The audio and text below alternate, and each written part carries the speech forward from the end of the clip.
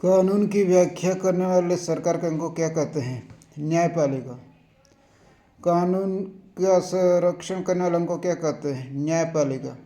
कानून के अनुसार दंड देने वाले अंग को क्या कहते हैं? न्यायपालिका। न्यायपालिका की स्वतंत्रता का क्या अर्थ है? सरकार के अन्य अंग न्यायपालिका के कार्य में हस्तक्षेप न करें। भारत में किस प्रकार की न्याय प्रणाली है? एकीकृत। मध्य प्रदेश उच्च न्यायालय की खंडपीठ कहाँ पर है? इंदौर और ग्वालियर में। और मध्य प्रदेश उच्च न्यायालय जबलपुर में है। किस देश के उच्चतम न्यायालय को वहाँ की विधायिका या संविधान कहा जाता है? अमेरिका की न्यायपालिका को। भारत का उच्चतम या सर्वोच्च न्यायालय कहाँ स्थित है? दिल्ली में। भारत के सर्वोच्च न्यायालय का क्षेत्राधिकार बताइए। पहला, मौलिक क्षेत्राधिकार।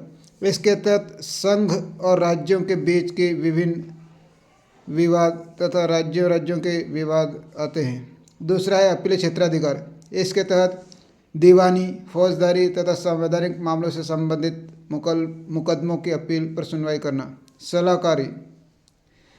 जनहित के मामलों तथा कानून के मसलों पर राष्ट्रपति को सलाह देने का कार्य भी सर्वोच्च न्यायालय करता है। रिट। व्यक्ति के मौलिक अधिकारों की रक्षा के लिए न्यायालय 5 प्रकार के रिट जारी करता है। बंदी, प्रत्यक्षीकरण, परमादेश, निषेधादेश, उत्प्रेषण तथा अधिकार प्रच्छा। विशेषाधिकार। भारतीय भूभाग की किसी भी अदालत द्वारा पारित मामले या दिए गए फैसले पर स्पेशल लैग पिटिशन के तहत की गई अपील पर सुनवाई करने की शक्ति। भारत को उस न्यायाधीश का नाम बताइए जिनका प्रभावियों का प्रस्ताव लाया गया था। 1991 में पहली बार संसद के 108 सदस्यों ने सर्वोच्च न्यायालय के एक न्यायाधीश को हटाने के प्रस्ताव पर हस्ताक्षर किए थे। न्यायमूर्ति वी रामास्वामी पर आरोप था कि पंजाब और हरियाणा उच्च न्यायालय के मुख्य न्यायाधीश के रूप में उन्होंने वित्तीय अनियमितता की। न्यायपालिका की स्वतंत्रता के क्या क्या प्रावधान भारतीय संविधान में हैं? एक स्वतंत्र न्यायपालिका ही सही काम करने में सक्षम हो सकती है, इसलिए उसे स्वतंत्र बनाने के लिए भारतीय संविधान में कई प्रावधान हैं। जैसे संविधान में व्यवस्था की गई कि सरकार के अन्य अंग उसके कार्य में हस्तक्षेप न करें। इसके अतिरिक्त न्यायाधीशों की नियुक्ति के तरीके भी विशिष्ट हैं तथा उन्हें हटाने के संबंध में भी काफ़ी कठोर नियम है, आसानी से उन्हें हटाया नहीं जा सकता। उनके वित्तीय प्रावधान भी काफ़ी अच्छे हैं, अच्छी सैलरी उन्हें दी जाती है तथा उनके कार्यकाल के दौरान उनकी सैलरी को कम नहीं किया जा सकता है। इसके अतिरिक्त उन्हें हर प्रकार की सुरक्षा और अधिकार दिए गए हैं ताकि वो निर्भीक होकर अपना कार्य कर सके। जनहित याचिका क्या है? जनहित याचिका एक तरह से इस प्रकार का मुकदमा है जो पीड़ित पक्ष के द्वारा नहीं बल्कि किसी दूसरे लोगों के द्वारा दायर किया गया है।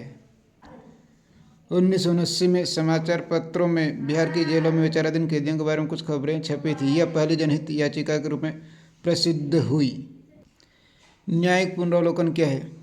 न्यायिक पुनरावलोकन न्यायपालिका की एक ऐसी शक्ति जिसके आधार पर वह विधायिका के द्वारा पारित ऐसे किसी भी कानून को जो संवैधानिक प्रावधानों या संविधान की भावना के विपरीत हो, जनता के मौलिक अधिकारों का उल्लंघन करता, उसको असंवैधानिक घोषित कर रद्द कर सकती है।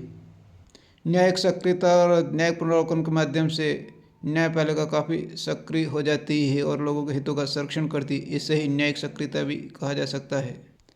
न्यायपालिका और संसद के बीच संबंध। न्यायपालिका और संसद के संबंध काफ़ी जटिल संबंध है। दोनों में कौन सर्वोच्च, इस पर काफ़ी गहरा विवाद हुआ था। भूमि सुधार कानून, निवारक नज़रबंदी कानून, नौकरी में आरक्षण संबंधी कानून, निजी संपत्ति के अधिग्रहण संबंधी कानून आदि को लेकर काफ़ी दोनों के बीच बहस हुई और वाद विवाद हुए। 1973 में सर्वोच्च न्यायालय ने केशवानंद भारती मुकदमे में एक फैसला दिया कि संसद संविधान में कोई भी संशोधन कर सकती है किंतु संविधान के मौलिक ढांचे या मूल ढांचे में कोई छेड़छाड़ नहीं कर सकती, मूल ढांचे में कोई परिवर्तन नहीं कर सकती है।